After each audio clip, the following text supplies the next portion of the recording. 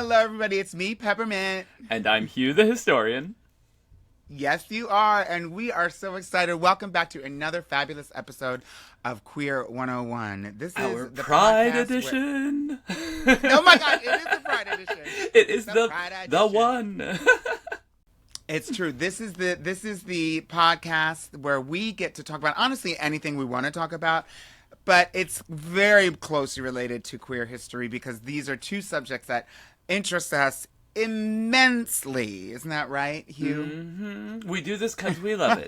And because we love all of you. And we hope that you love queer history as well, especially this month. Because if there is any month of the year where you are like literally required by law to read and love queer history, it is June. Come on, authoritarianism. Queer fascism. It's true. Queer fascism. I'm here for it, darling. We would all benefit, darling. Anyway, welcome to the show, y'all. We've got a really impactful and jam-packed and exciting episode for you today. But before we even get started, please make sure you hit like and subscribe and share this if you're listening right now with other people. Share this. Don't share it. You can listen with other people, but I'm saying share it with other people. Yeah, please. Let them know. If you love it, let them know. Yeah, it's true. And listen, it helps us out immensely, and it doesn't cost you a thing.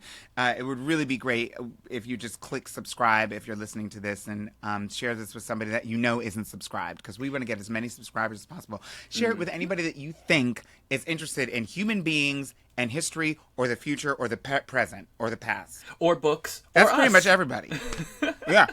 And if you're already a member of our Elstora Club, make sure you go check out the discussion on Kiki, where everyone is talking about our last month's pick, Vivian Blaxell's Worthy of the Event. Fabulous, incredible book of essays. One of our members, Max Swinton, said he was expecting one hell of an adventure, much needed during a time when leaving my own city seems a bit daunting for way too many reasons. So excited to take this trip with Vivian and all of you. And that you is all of you. Yeah. So head on over to Kiki, share your thoughts about that book, and share your thoughts about the one we're going to be discussing today, Caro. Yes. We're so excited. But before we talk about that, as you mentioned, Hugh, it is Happy Pride. It is Pride. It is Pride. Hugh, Happy Pride. Happy Pride, Pep. Oh, my God. We've made it. Pride is 365 a year, but we do take the opportunity on the heels of that, what's that, straight pride or like family pride that they had in Iowa, Idaho. I think it was Idaho. And listen, I'm going to tell you, I did Idaho Pride 2 years ago, literally the week before I went and filmed Traders. Mm-hmm. And, honey, that was the hottest, when I say the hottest Pride I've ever been to, when I say hot, I had a good time. But, I mean, it was like 105 degrees, and it felt like it. And I was like, I can't believe I'm in this heat. I mean, I can't believe love I'm that alive. they put Pride in a month that's hot enough that we can wear cute things. But there are days when you are like on hour 72 of the march and you have been in the blaring sun all day and you were out the night before, where I'm just like, we're all going to die here. We're all just going to pass out from dehydration. We're going to die. So much. You don't need to do anything. We're just going to all pass out in a sea of glitter. Mm-hmm. And I'll tell you, I mean, listen, I've done lots of Pride parades before, and I've reached the point where I said, I will never do this again. I've done that. That's happened to me. Oh. World Pride, which it's World Pride this year, and I performed recently in D.C. For World Pride, and it was fantastic, of course. But I did, when World Pride was in New York City in 2019, I think. Yeah. Oh, my gosh. It was like Pride from hell, like, never ending. The parade, which is usually already long enough, because it's definitely one of the longer parades. Oh, yeah. In New York. The parade, which was because it's like the most like corporately taken over. Mm-hmm. The parade usually lasts until about 4 or 5 p.m. It starts around noon, 11 or noon, is kickoff, and it'll last generally until about 5. Honey, I left the Pride parade. I was one of the later things. So like we marched at like 3:34. Went to eat. Went to a gig. where I couldn't. It was too much. I couldn't I was like, I can't believe I'm doing this. Like, this gig is too much. Left the gig at 11 p.m. and the fucking Pride Parade was still happening. Said, that was the year my first book came out, when Brooklyn was queer, so I had to do all the events. And for those of you listening, if you have friends who are professionally gay, like, June is the craziest month of the year. So I think I was still in that parade at 11 p.m. Like, I was like, somebody, please end this. I can't sign another book. I cannot go to another event. I cannot say, I love my book. I don't want to see love another myself. homosexual. I can't talk about me. No, not at all. I don't want to. I was like, okay, after Pride, we need shame. Or, bring it on. Else. Bring it on. Let's all go to Target. Oh my God. I will say, I do have a little more pride than that these days. Not because of what they're doing about DAI. That's terrible. It's awful. But I just look at the clothes and think, no, I'm not in that place anymore. I've moved past that. I mean, we should have known. Not to bash any of the creators that were there for the Pride no, I think he's fabulous, but still. But I mean, some of those were like true artisans, true queer artisans, and many of those were like, we got a rainbow shirt from wherever, like they pulled together. It was really hard to tell the line between pride gear and hate crime sometimes in that Target aisle. It's true. Well, speaking of Pride, what are you doing for Pride this year? I was going to ask you the same thing. I am actually. I'm doing a couple of history events, which are I'm really excited about them. The New York State Cultural Affairs has me in 2 weeks presenting to a whole lot of historians all around the country about doing historical work in New York. What does it mean to be researching queer history here? And what's the date of that? That's going to be on June 2nd, and it's going to be over Zoom. I'll drop the link in Kiki and in the comments on our YouTube when this goes up, so you guys can probably watch a video of it. I think we're going to have a recording. You can check it out. It's going to be totally fun, totally exciting. I'm doing it with another historian named Jeff Iovanone, who is on the Landmarks Commission, so he's actually helping to landmark physical buildings all around New York State to make sure that queer history, well, I won't say can't be erased, because God knows they're trying it right now, but it's going to make it a lot harder to erase it. So that's something I'm really excited about. What about you? What's your That's great. plan? And we're saying that in the future now, but by the time you're listening to this, that might have already come and gone. So go back and look for the link if it's already past June 2nd. Yeah, we'll drop the link to the recording so you can find it. Yeah. Well, that's awesome. I think that's fantastic. As I said, I performed on June 6th for World Pride in D.C. I'm sure it was fantastic. A lot of fun. And of course, and then I'm also excited because so a documentary that I was involved in that's about me drops, I'm not sure when people are listening to this, but it's featured in this year's Frameline Film Festival in San Francisco. And cool. So I don't think that there's a way to digitally, you have to kind of be there in person in order to experience it, the film festival in San Francisco. However, for those of you in San Francisco, hopefully you made your way to Frameline if this is coming out then. But if you haven't, then Frameline's coming up soon, and go listen to it. Go check it out. Buy a ticket. I'd love for it to sell out.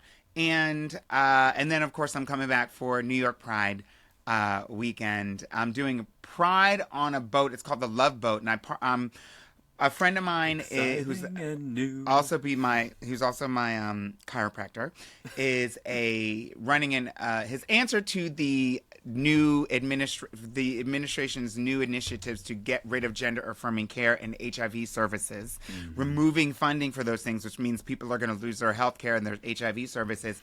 Their response was to open up a clinic that would service people that need these parts of the population that need it the most. It's called Hug Cares, Healthcare Unity Group. And so they're throwing a pride party as a kickoff and a fundraiser for the organization. So if you have if you're listening to this and you want to support, you want them trans folks to get their hormones, and the people who need their HIV meds and their PrEP meds, people who aren't HIV positive,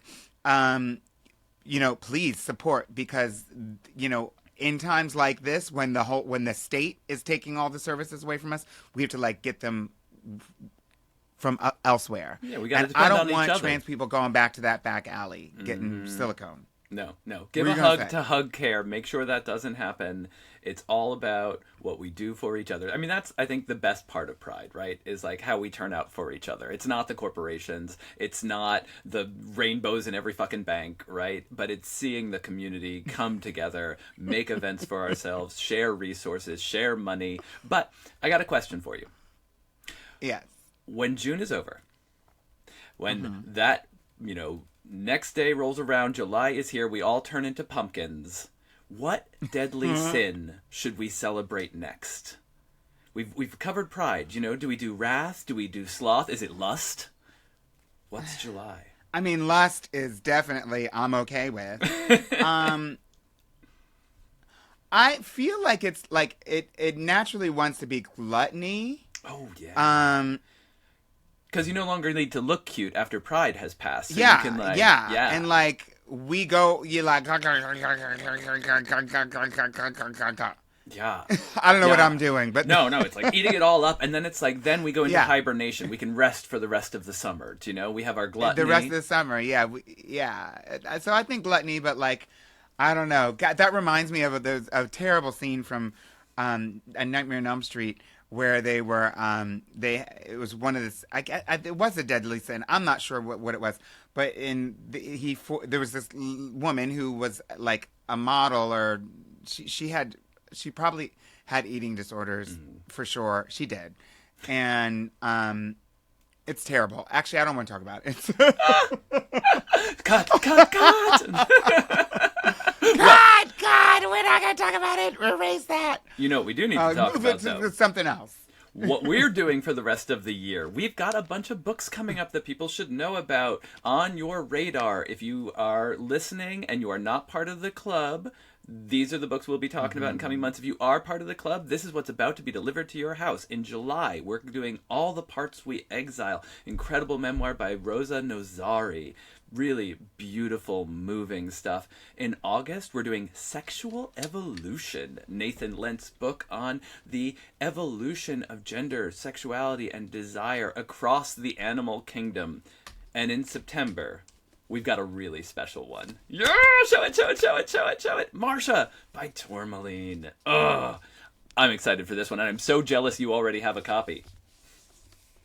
Oh my gosh, and you should have seen, it came with, I'm not sure, is this a press copy? It came with a lovely picture of Marsha, a beautifully written note by Tourmaline, and it came, of course, we know that Marsha's signature, and I'll talk about this again, but her signature was a floral sort of, like a crown. Bonnet, crown. Yeah.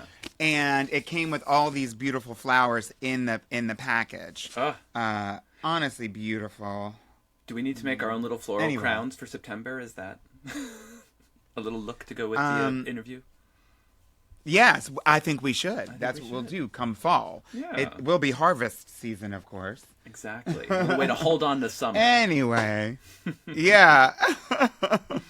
Now I want to, I got to tell y'all,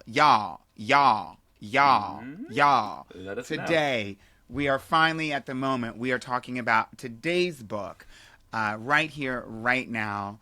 It is a wonderful extravaganza and also an historian. I feel like I'll be in the room with two historians.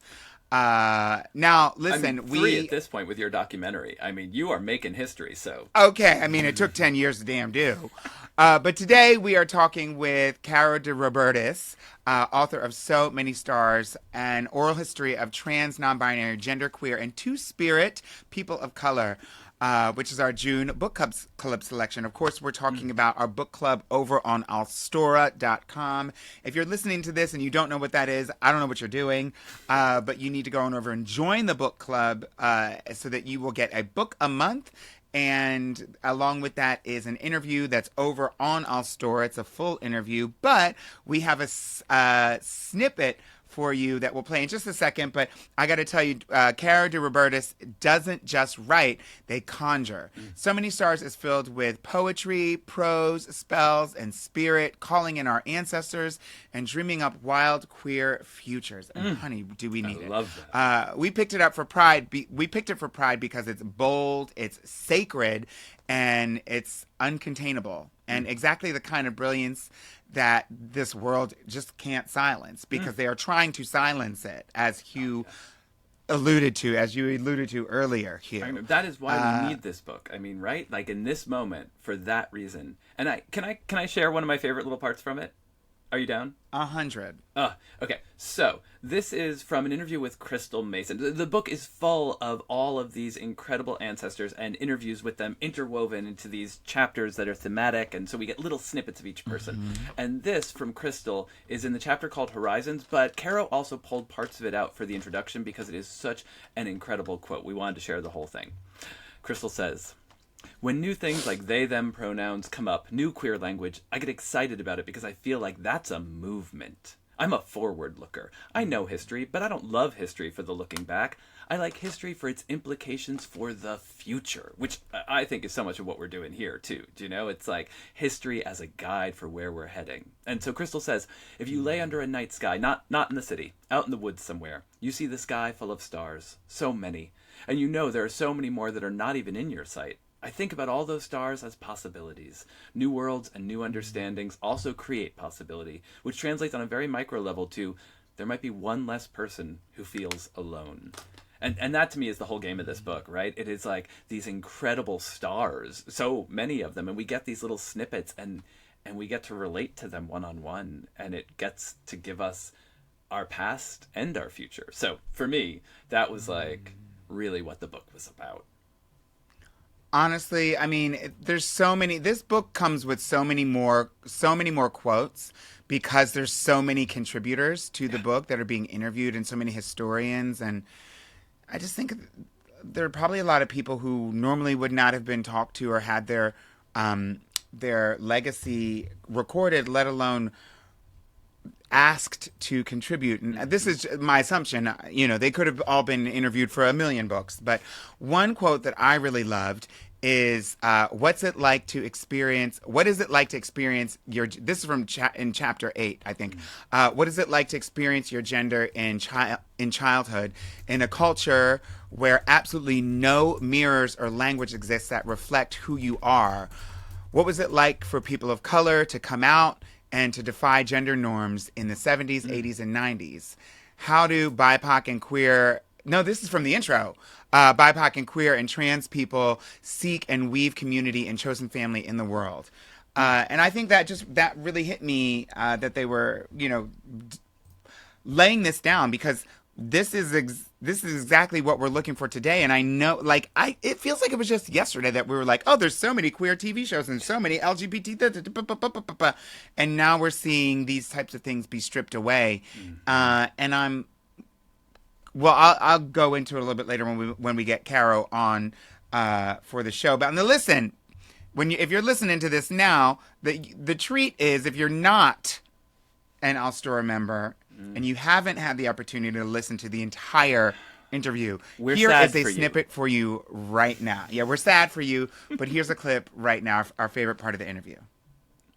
We got to start off with a question that we ask every single one of our guests, every single one of our fabulous writers. Okay. We heard your bio and we took it in. And honey, can I say decorated? Can I say medallioned? Speaking of stars, right? A star. Medallioned. That's the word. But in just like the most relaxed way. Who are you and what do you do? Oh, well, my God. I'm feeling those medallions. I just have to say, Miss Peppermint, thank you. I can feel them sparkling. I want you to not be able to walk. I want you to wear them all weighted down with gold. The weight of those medallions. That is so real. I mean, and some of us who are queer and trans artists, we feel so much imposter syndrome a lot of the time that it is so beautiful to give each other those reminders, to take it in, to take it in. So who am I? I am a writer. I am a professor. I teach at the creative writing department at San Francisco State, and that is one of my passions, is lifting up, next generations of voices. I have written 6 novels, as you've so beautifully articulated. Writing and storytelling are among my great passions. Community making and community building, especially among LGBTQ plus and BIPOC folks, is one of my lifelong joys and passions. I also want to say I'm a genderqueer parent. I've got 2 kids who are 12 and 16. Wow. Oh my God. So you're tired is basically what yes, This is the test. the translation is I'm tired. There's a whole help. Yeah. Yes, but so that helps me stay rooted in the importance and value of continuing to cultivate the future we want to see, even when it sometimes feels a little bit against the odds. Yeah. Oh my God. I love that your life is so generational in so many ways, that you have so many people above and below you. That goes right into the book, right? So tell us, how did you come, after writing all of these novels, after translating, after doing all of this other stuff, how did you come to write so many stars, and why did you make it the way it is?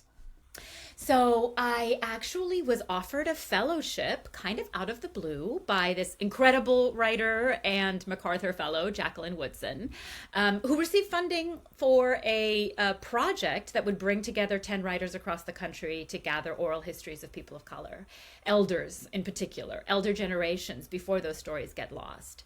And so my focus specifically was queer and trans BIPOC elders. And so I had this support to go out and do a project, gather people's voices into an archive. And as I went into people's kitchens, living rooms, offices, here I was, bearing witness to their stories, their incredible, radiant stories, these remarkable folks. Some of them are like community icons, like Bambi Salcedo, who's the founder and executive director of the Trans Latina Coalition, for example, or Tita Aida, also known as Nikki Calma is her name, but she was really known as Tita Aida, her performance name and drag name during the AIDS crisis, really transforming how we can use drag and artistry to save lives in our queer communities and love each other up. And so I'm hearing these stories, as well as the intimate, everyday parts of just having the courage to build a life for yourself, and what that has taken for previous generations and what that can mean for us today, how that makes us possible today.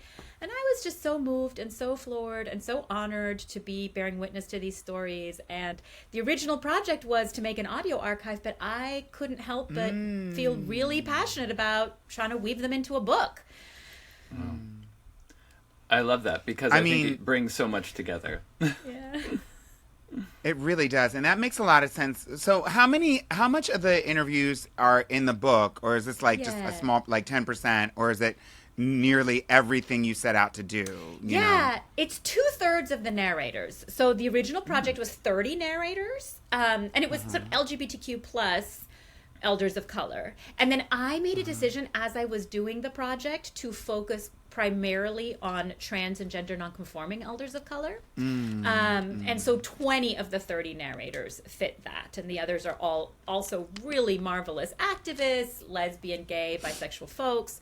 But I also felt like, trans and genderqueer, non-binary, two-spirit stories are also undertold even within our queer communities, even within our people of color queer communities, right? There's often less visibility there. And so I was like, let me try to center that in the collection that I create. And so the book is specifically trans and gender nonconforming folks of color. Okay, and thank you. Thank you. Thank you. A real antidote to what the Trump administration is doing right now. Which is erasure, Exactly. attempts at erasure, right? The rest of the collection, is there a plan for releasing that, or is it archived for now, or what are your thoughts about that? Yeah, not necessarily as a separate work. Yeah, not necessarily for a book, but all of the interviews are available online. Okay. In Columbia University's Center for Oral History is housing all of the audio, so they're all available online. And I will say, that was probably the last submission they took. Right? And because you asked, Miss Peppermint, I will say I did just get invited by the Yerba Buena Center for the Arts, which is an arts organization and museum here in San Francisco, to co-curate. San Francisco, yeah. Yeah, we're going to co-curate an exhibit called Conjuring Power, The Roots and Visions of Our Queer and Trans Movements. And I'm going to feature audio from a bunch of different interviews from the collection. When? Oh my God, yeah, when is that going to be? This is actually my first public statement about it. Okay.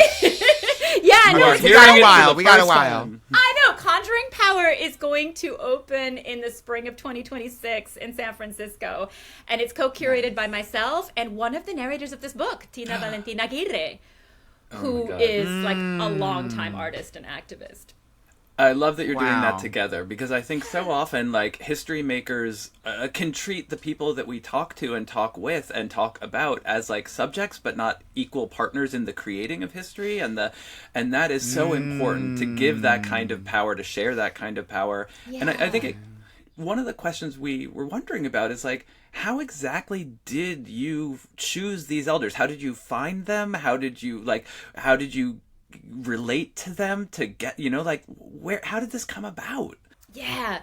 So that's a great question. I started with my own networks. I'm really fortunate that I've been, an openly queer member of the Bay Area community for a long time. And so I have a lot of BIPOC LGBTQ plus folks in my own sort of communities, which is so fortunate. I mean, that's just an incredible form of abundance and wealth to have in this world.